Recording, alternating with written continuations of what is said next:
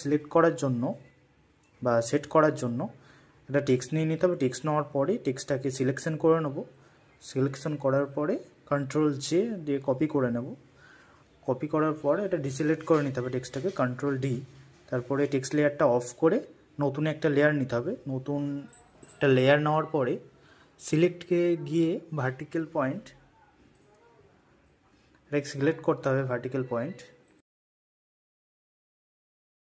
তারপরে ভার্টিক্যাল পয়েন্টে আমরা সিলেক্ট করে নেব কতটা এরিয়া জুড়ে আমরা টেক্সটটা নিতে চাই।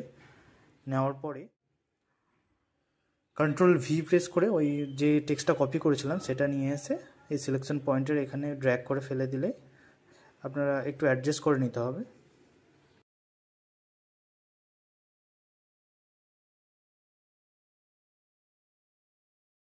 ব্লেন্ডিং অপশানে গিয়ে একটু জাস্ট অ্যাডজাস্ট করে নিতে হবে।